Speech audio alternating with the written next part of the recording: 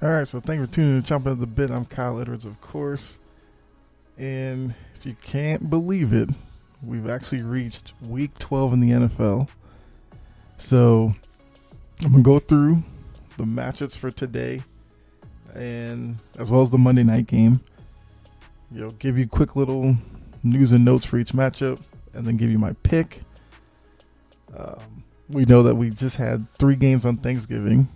So, like a quick side note, hopefully you had a great Thanksgiving and now you can just get ready for Christmas. I'm sure you've seen that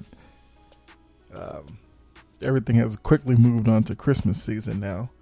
But yeah, so we have the 3 games Thursday, so we have a lighter slate for today. And so we'll go through them. And of course, middle next week, we'll go through the week that was, review the picks, see how well I did. So with that, we'll go through these because, 12 weeks in, teams that are struggling basically are struggling for the same reasons that they were struggling weeks ago. And teams that are on the rise, same reason why. So I know I normally go a little long with these episodes, but like I said, with less games today, it shouldn't be as long. So, but we'll see. We'll see where it takes us. But quickly before I get started, if you are new, it's your first time joining me on this podcast, appreciate you tuning in. Hopefully you'll enjoy it, and then you'll stick around for more episodes as I post them. Or in the meantime, you can go back, check out some of the previous ones out there. Let me know what you think. You can let me know on Twitter at Chompin' Podcast. You can like my Facebook page, Chompin' at the Bit, and then, shoot me your comments there. Or wherever you are listening to this right now, you can leave a review and then let me know there as well. So, all right, let's go ahead and get started. So first game of the day, we have in the 1 o'clock window, we have the Steelers, Bengals. And this is going to be an interesting matchup because the Steelers seems like, they struggled early in the year, kind of found their way, the middle part of the season. And then now lately they've been slumping again. Bengals started off really hot, went through a little middle period where they struggled a little bit. Now it seems like they might be getting back to their earlier form of the year. Now, I think this will be a big game for Cincinnati in their development because, yes, they've had a lot more success this year than they've had previous years, but a good measuring stick will be if they're able to beat a Steelers team that's, I think, right there for them to, to beat them, be late in the season. They are at home, but normally we've seen Pittsburgh kind of have their way with Cincinnati. So this would be a good chance to kind of show the changing of the guard. Maybe that's happening where, Big Ben, Pittsburgh are kind of fading towards the bottom of the division, and you're starting to see, Lamar in Baltimore, Burrow and the Bengals. Mayfield, if he was healthy, and the Browns look to leap over them. So, like I said, big divisional game. Both teams are right there in terms of playoff spots. I think the key here is going to be, I think Joe Mixon. Because Pittsburgh, they give up a decent amount of yards on the ground. So if Mixon can get going on the ground and once again take pressure off of Burrow, because with TJ Watt and those guys, and we know that Pittsburgh's defenses like to get pressure on the quarterback, but if they can establish the run game, then you can get those guys to at least hesitate a little bit. And then when Burrow does drop back, he's able to have more time in the pocket, and we know that the Bengals have plenty of weapons in the passing game between Chase, Boyd, Higgins, the tight end's name, what's it? Uzoma, even like Mixon coming out of the backfield.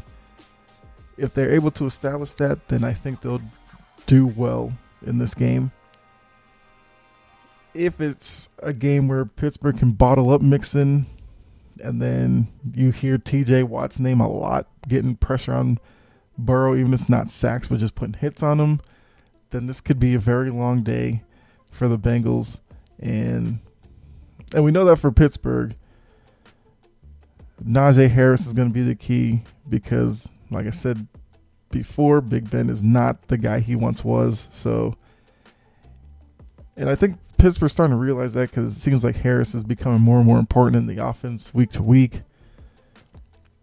So it seems like it's going to be a battle of between Mixon and Harris, who can have more success. Let's see. So it's going to be in Cincinnati, like I said. It's 37 degrees, so that's AFC North football weather. That's fine. So let's see, the line coming into this one is 3.5. I think I'm going to go. Oh, hold on. Got to play the clip. There we go. So for the pick, I'm going to go with Bengals minus 3.5. All right. Let's go ahead and take a look at the next matchup real quick. So now we have the Bucks and the Colts. So coming to this game, we have the Bucks at 7-3. The Colts are 6-5 and have really gotten hot here lately. For the Colts, this is another opportunity for them to get a quality win against a quality opponent because most of their 6 wins have been against kind of bottom tier teams. Now they did last week beat up on Buffalo, which was their first really good win. So if they can back that up with good showing against the Bucks and even maybe possibly get the win here, then I think I'd be a firmer believer in the Colts really being a dangerous team down the stretch. And like I said, the Colts schedule does kind of open up a little bit here where even if they were to lose to Tampa Bay, there's still plenty of opportunities there to get wins so that they could sneak in and steal one of those wild card spots. But for Tampa Bay, once again, no Antonio Brown, and we know that he's one of the favorite targets for Brady. Rob Gronkowski is back, and that's Brady's favorite target, but we all know Antonio Brown was a big part of the passing offense. He's been out for a while now, but the interesting thing here is going to be the Bucks come in with a top-rated run defense, and we all know Jonathan Taylor, with Derrick Henry out, is the best running back in the league in terms of ground game. So that's obviously going to be the key matchup in this one, is if Tampa Bay's defense can stifle Jonathan Taylor, then you're putting more pressure on Carson Wentz. And we've seen lately, especially through this winning streak or this turnaround in the Colts season, they've relied heavily on Taylor. They don't ask Wentz to do too much, and that's been their recipe for success. But if, like I said, if the Bucs are able to bottle up Jonathan Taylor, then we'll get to see what happens if Plan A doesn't work for Indy, and they have to turn to Plan B, which turns into Carson Wentz is going to have to make plays for them to win, and whether or not he's able to do that. Because we do know with the Bucs, you can throw on them. That's obviously their weakness in their defense because they put so much into their run defense. But I mean, they give up 78 yards a game on the ground, which is ridiculous. But you can throw for around 260 in the air. Now, in those opportunities for Carson Wentz, he's got to be smart with the ball. We have seen a few times this season where he's made questionable decisions. Some have turned into interceptions. Others have, fortunately just been incompletions. And with the Bucks kind of struggling a little bit these past few weeks, the last thing the Colts want to do is give them, short field to really, regain their form. So, like I said, the battle of this game is going to be won with the Jonathan Taylor versus the Bucks front seven. The line coming into this game is, I have it at 2.5, and my pick is I'm going to go with the Bucks minus 2.5 over the Colts today. I just think their defense will stop Taylor, and I don't fully trust Carson Wentz. So let's move on. Next matchup, we have Carolina and the Dolphins. So, all right. So this matchup, we have the Panthers coming in at 5-6, Dolphins coming to this game at 4-7. And remember, the Dolphins started off 1-7, so they're on a little 3-game winning streak here. For the Panthers, it's a chance for them to get back to 500. And it's a chance for, I guess, it's going to be Cam Newton's second start. We know in his first start, he just played a couple of plays. Although did he start that game? No, he did not. But this is his second full start. So we'll see if he looks a little better this week than last week. He had a good game last week, but there was still some throws that he missed that should have been made. And if he'd done that, we don't know if last week's game would have went differently. But this is an interesting one because, once again, I will be watching to see if Cam looks better throwing the ball.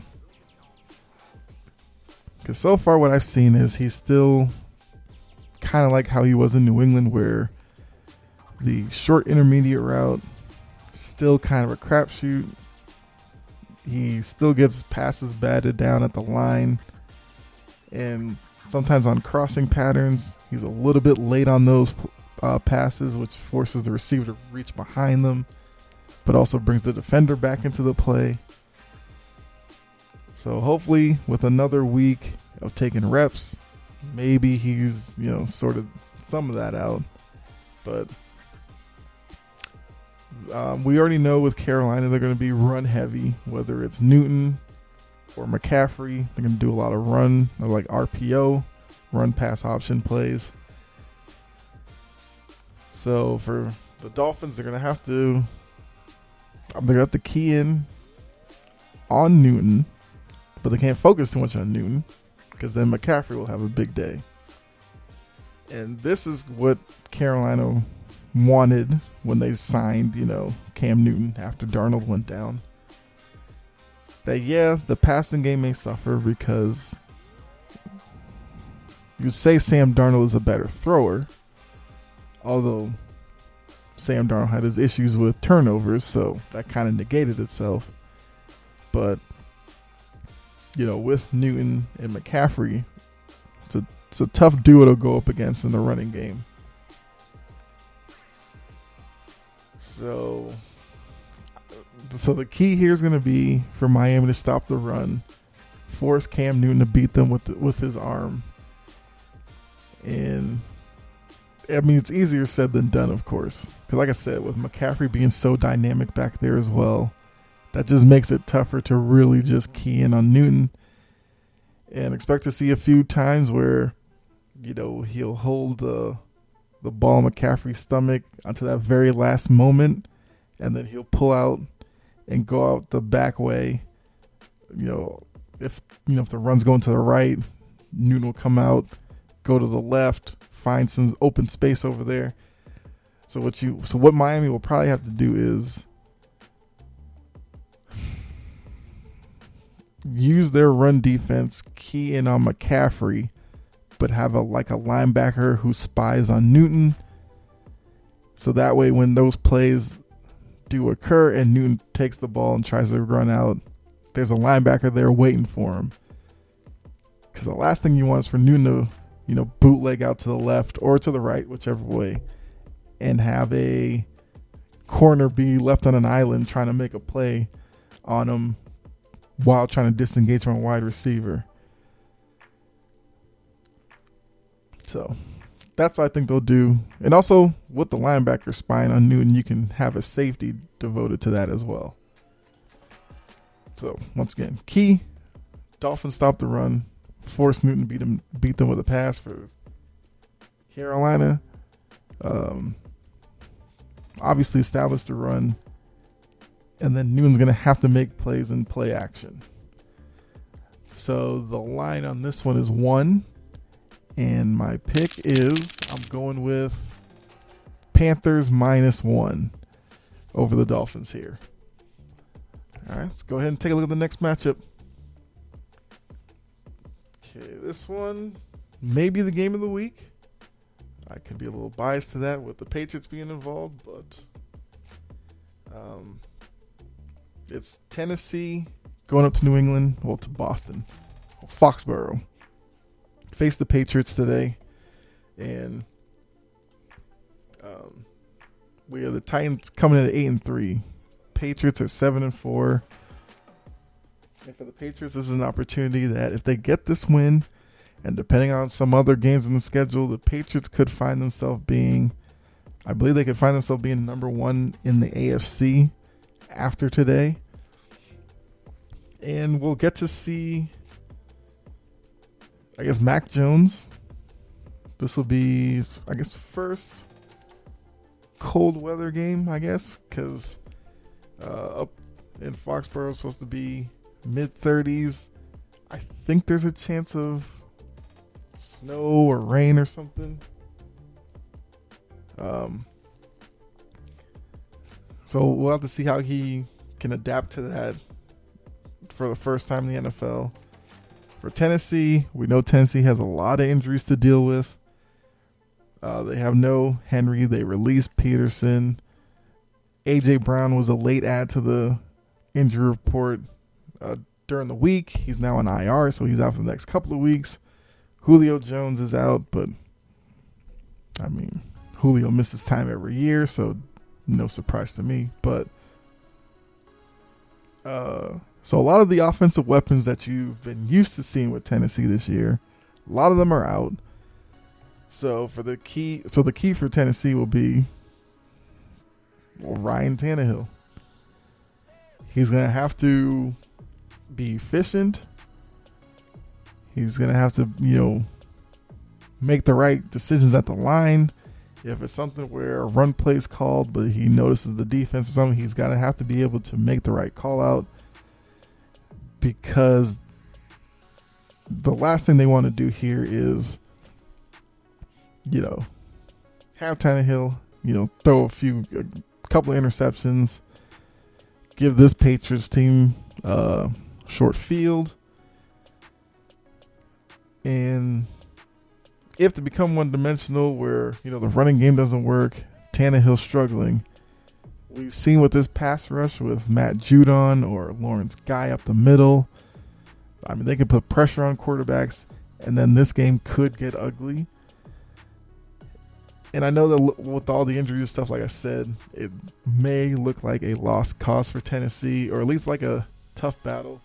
One thing they do have going for them is, of all the Bill Belichick, disciples and coaching tree and all that, Mike Vrabel is one of those guys who has shown the ability to go head-to-head with Belichick and more than hold his own. So even with the injuries, I'm positive that Tennessee will come into this game ready to go, and they'll make it tough, because Tennessee is a tough team. So I'm expecting it to be somewhat low scoring. We all know that New England's going to look to establish the run, because Damian Harris and Ramondre Stevenson are available to play today. Looks like they're both expected to play. And for this winning streak, that's been New England's game plan. Show the run game early. If it works, keep going with it. If not, they are confident enough with Mac Jones to make plays, but they still at times want to go with kind of a conservative approach with him and just let him to continue to grow into the role. But he's played well, so this is a match I'm definitely gonna be watching. And the line on this one is 7.5, so I'm gonna go with the Titans plus 7.5 on this one. Like I said, I'm expecting a low scoring game. All right, let's go to the next matchup here. We have the Eagles and the Giants. And yes, so what do we have here?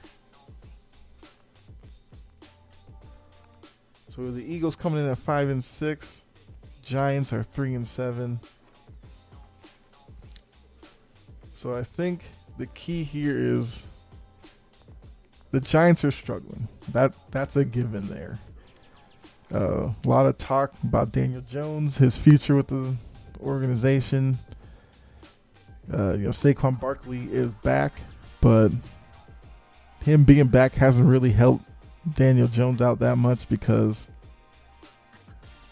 Daniel Jones just isn't making plays when he's called upon to do it.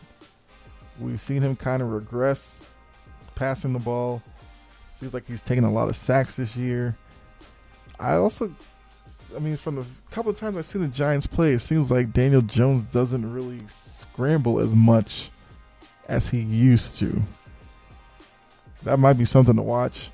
But looking at the Eagles on the other side, they're coming to this with a chance to go 500. Jalen Hurts, I got to say, he's been playing a little bit better past few weeks. He's been factoring more into the running game.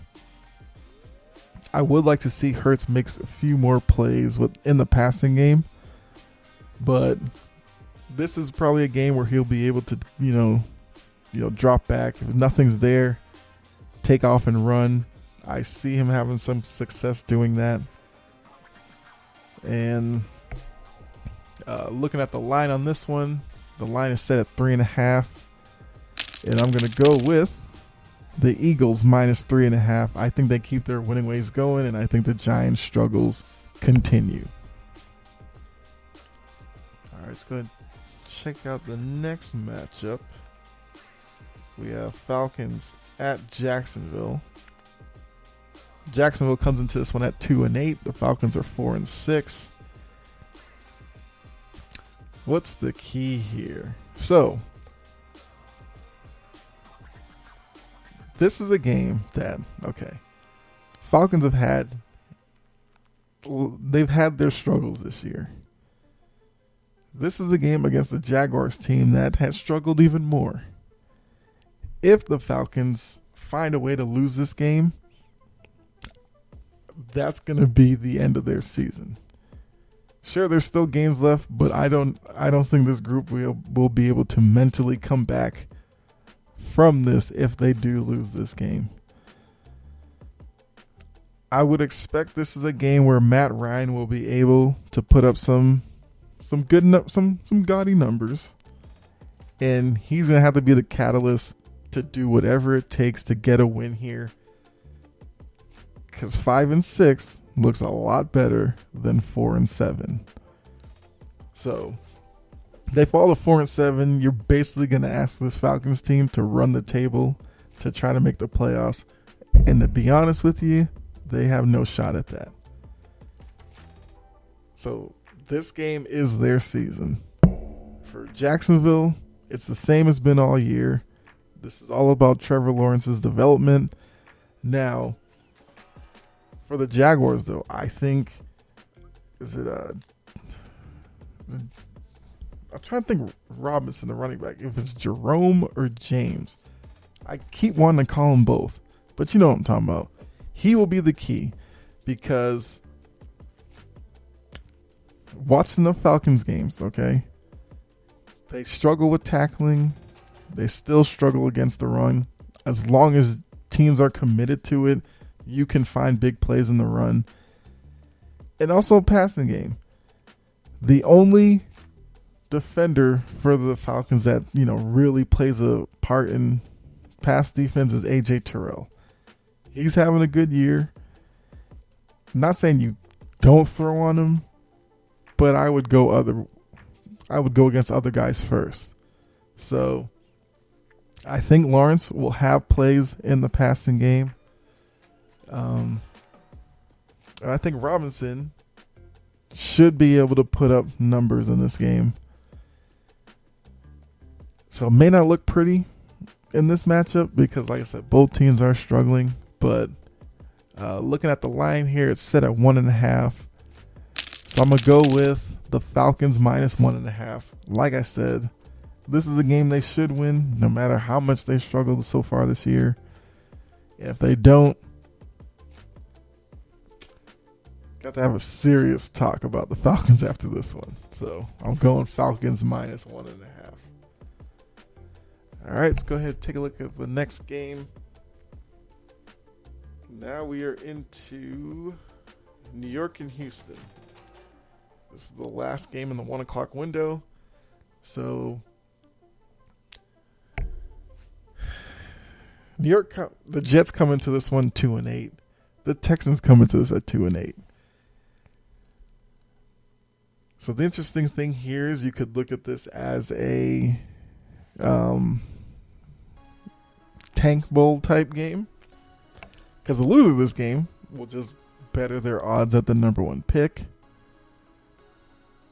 The winner, some of their fan base might be upset that they won this game. And looking at this matchup here, I mean, it's two teams that just aren't good right now. Although, I will say, with Tyrod Taylor back for the Texans, I know what I'm getting with Tyrod Taylor, at least for the most part. He's a guy who plays within himself, doesn't make mistakes, and I think since he's been back, they won their last game. I believe he, as a starter this year, is 2-1. So the team plays better when he's there. Now, for the Jets, I think Flacco is going to be the starting quarterback again. And, yeah, because Zach Wilson, I believe, is still out. I mean, there's nothing really to count on in terms of the Jets right now. But we do know with Flacco, he has that odd ability to, even at his advanced age, on any given Sunday to, go vintage Flacco and put up some decent numbers. This one's a tricky one for me because, like I said, these are two teams that aren't that good, and it could really go either way. But I think I'll take... Oh, hold on. The line is set at 3. I'm going to go with the Texans minus 3. Like I said, I trust Tyrod Taylor more than Joe Flacco. I think that will be the difference in this matchup. All right, so that's the 1 o'clock window. Let's go ahead and look at these 4 o'clock games right now. And let's see. So the first one we have is Chargers at Denver. And also, like I said, if you follow me on Twitter at Chama Podcast, I tweeted out these picks already, so you can kind of see where I'm going with it. And I'll try to remember at the end of the day, tallying up how well I did and tweeting that out. But let's go ahead and look at this game between the Chargers and the Broncos. Chargers come in at 6-4. Broncos are 5-5. So for the Chargers here, coming off their wild win over Pittsburgh, we'll have to see if they can keep that momentum going or if they're going to fall back and lose against the Broncos team here. But for the Chargers, there'll be an opportunity if with Kansas City on the bye this week that if they get this win, they'll be locked into a virtual tie with Kansas City. So they would completely erase the little mini slump they had there. Would be a chance to win 3 of their last 4, and they'd be right back there at first in the division. For Denver, they're at 5-5. They lose this, they drop, a game below 500, 5-6, and they find themselves 2 games out of the division lead. Not saying it's, something they can't overcome, but we're starting to get later into the season. We might really start seeing them pressing. So it's a big game for both teams here. For the Chargers, it's going to be... when it comes down to it, it's going to be about Justin Herbert. He plays well. The Chargers look like a great team. Maybe one of the best in the AFC. If he doesn't play up to that level, then the Chargers are very beatable. So for this one, what are we looking at as the... So the key here is, if Denver's going to have a chance at this game, we say this every time with the Chargers. The Chargers' run defense is not that good. So if Melvin Gordon and those guys in the backfield can have a big day, that will allow Denver to control the clock, keep Herbert on the sideline, and that'll give them their best chance in this game.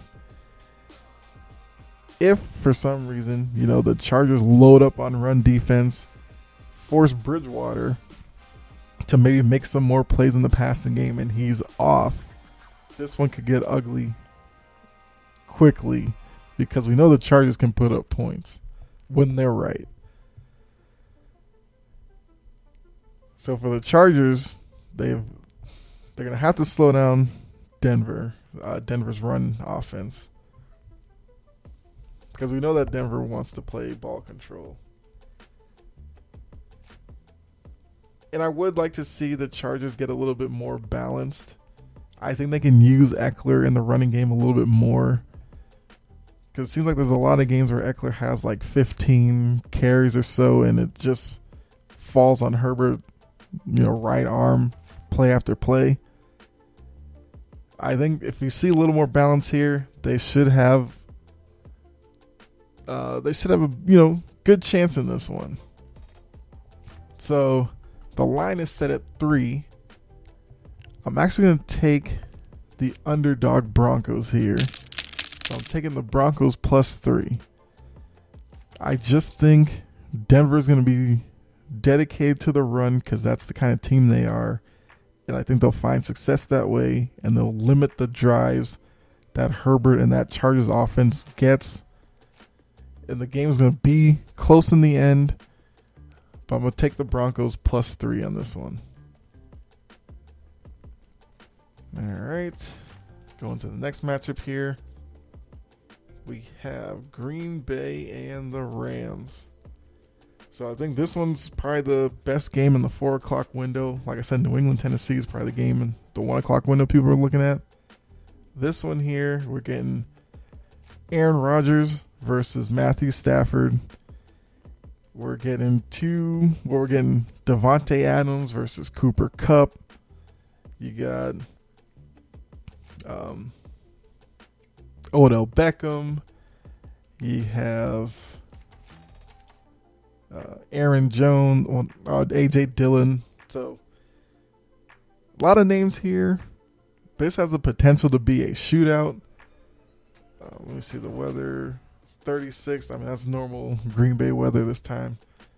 Looks like partly sunny, so don't have to worry about snow or anything like that. But Aaron Jones is questionable, but I just said his name just because I'm assuming he'll probably play. So what are we gonna watch for here? Now, even though Aaron Rodgers is the biggest name on the Packers offense, The key here may actually be their running game. Between Jones, if he does play, and A.J. Dillon, I think they're going to have to be pivotal in this matchup, because if you just drop Aaron Rodgers back, 35, 40, 45 times, it's just going to lead to, Aaron Donald being more of a factor on defense, or Von Miller. I believe he's healthy. So, and those guys, there's another linebacker I'm blanking on. Is it Leonard Floyd? So those guys up front, for Green Bay to have success, they're going to have to establish the run game between Jones and Dillon to kind of keep that front seven away from just pinning their ears back and attacking Aaron Rodgers. Because we know that Aaron Rodgers is dealing with this fractured toe or whatever. So his mobility in the pocket is going to be something we're going to have to watch, because we know Aaron Donald and those guys can get after the quarterback. And if they can get to him, then it could be a long day. He'll be putting himself in a position to take unnecessary hits. And then looking at the Rams have struggled the past few weeks, coming off back-to-back losses to San Francisco and Tennessee. So I'm going to want to see if the Rams can get back to their ways early in the season, where it looked like Stafford in that passing game were just unstoppable. We know with Cooper Kupp that he's Stafford's number one target. Want to see if Odell Beckham looks a little bit more comfortable in the offense this week than he did previous week. It looked like, he had gotten there kind of on a short week, so he looked like a guy who only knew a handful of plays. Now there's been some time. They had a bye week, right? Yeah, so he should be fully immersed in the playbook, and we should see a more free-flowing offense with, him and Kupp playing off each other, as well as Higbee, the tight end.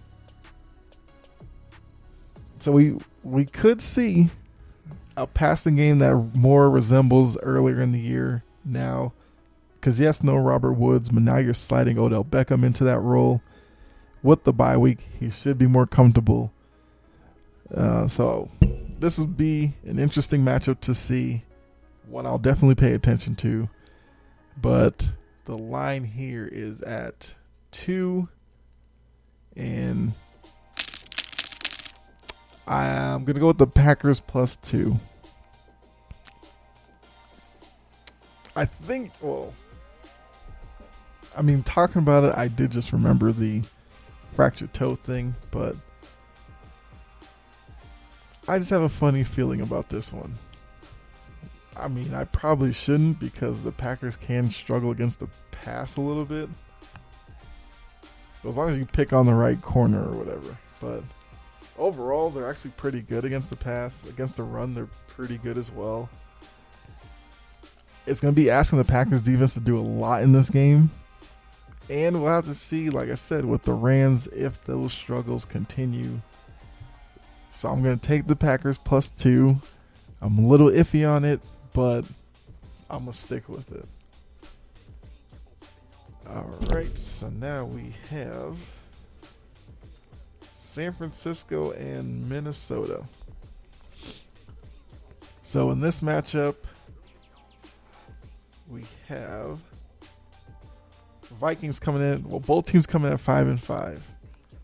So this is a big one here, because the winner of this one gets to 6-5.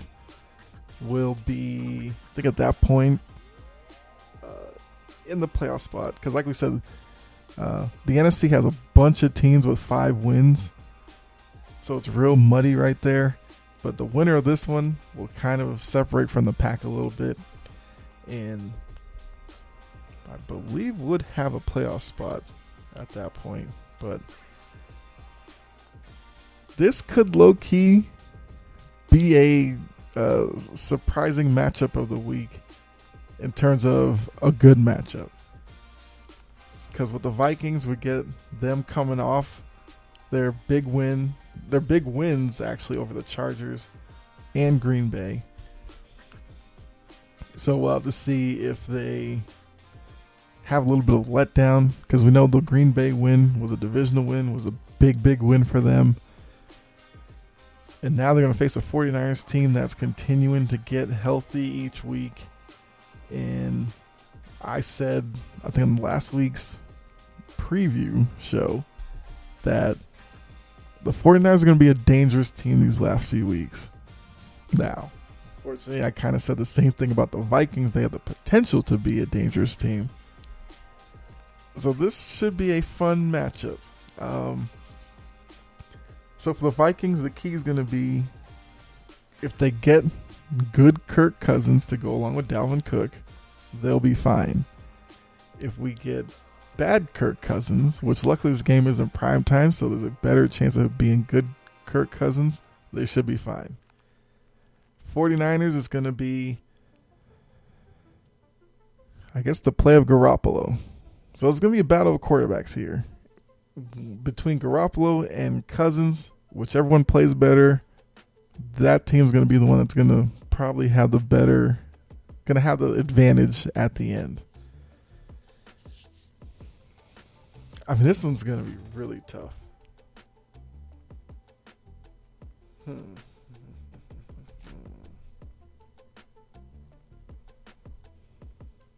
So it'll probably be between this is a tough one, man. What's the line? So the line's 3.5. Okay. So only because the last two games, I've liked what I've seen from Kirk Cousins. I think I'm going to go with him to get the slight advantage here. So because of that, I'm going to take the Vikings plus the 3.5. And yeah, that's all I'll go with. But like I said, this should be a really good game. All right, so now we are into the Sunday night game, which is Baltimore-Cleveland. This is another interesting one because Cleveland comes into this at 6-5. Baltimore comes into this one at 7-3. For Cleveland, currently they're at the bottom of the AFC North. If they can win this one, they'll vault up a little bit.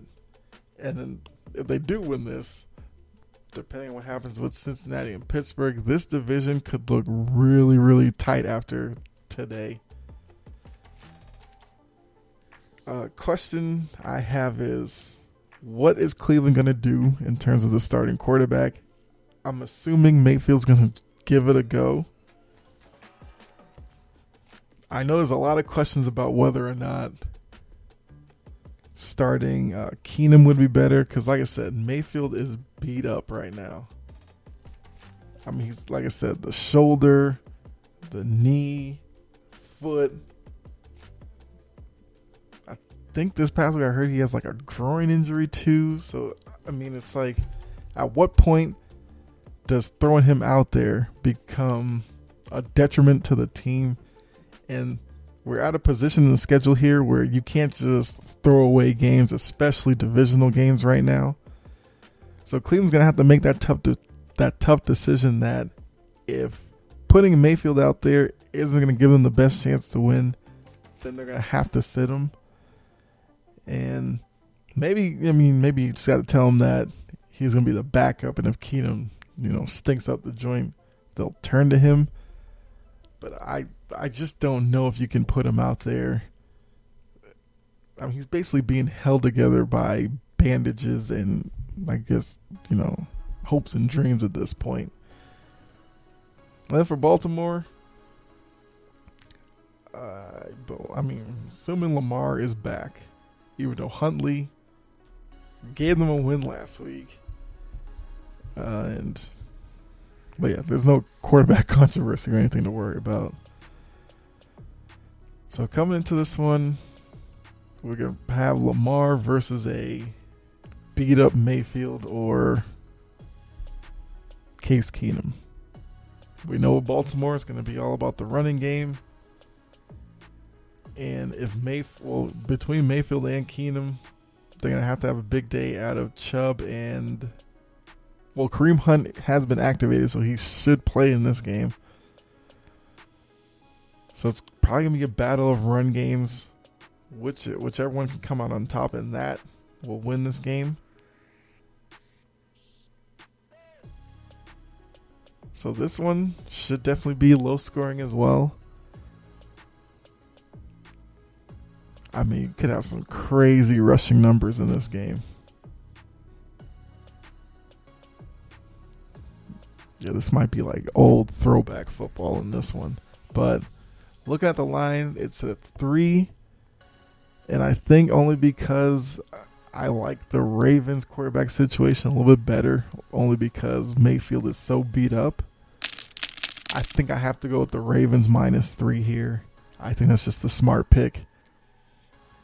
And would it surprise me if Mayfield played, somehow just dug deep, got him a win?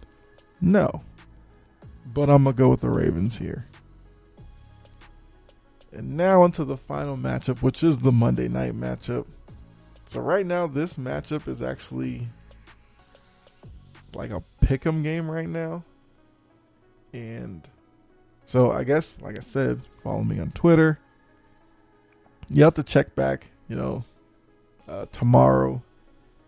If I see a change in the line, I may change my pick, but we'll just go with it for now. So with the line being even, all I have to do is really just pick the winner of the game. So we have the Seahawks at 3-7, Washington coming in at 4-6. And once again, I'm a 0-win on the quarterback matchup in this one because Taylor Heinicke last week had that really good game against Carolina where there's a lot of emotion behind it with Newton going up against former coach and all that. And Heinicke found himself in the middle of that, and it seemed to make him elevate his game. So Washington's coming off of the back-to-back with beating Tampa Bay and then beating Carolina. So if Heinicke can continue that level of play, Washington will be fine in this one. Because as we've seen from Seattle, they have struggled mightily, starting to get some, locker room noise about some issues that could be there. I might say it all the time, but I really don't like picking against Russell Wilson. I know he's still coming back from the finger, but I'm expecting him to look better in this one than he has so far.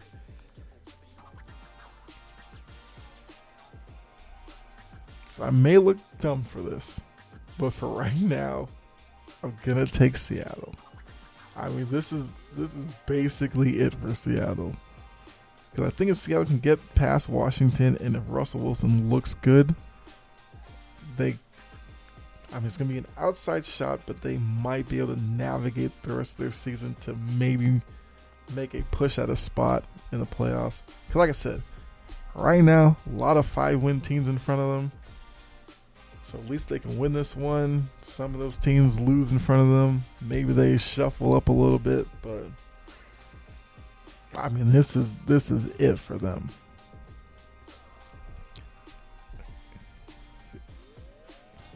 And I don't know, with being on Monday night, I think Russell Wilson's going to be at another level.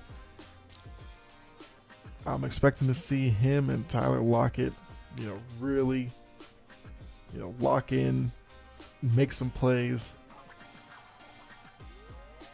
I mean, this is tough. Like I said, it's set at even right now. So even the odds makers are like, it could go either way. I'm going to go with Seattle with even. Like I said, the line changes tomorrow. If I want to change my pick, I will tweet that out. But right now, I'm sticking with Seattle. So there you go. That's week 12. Now,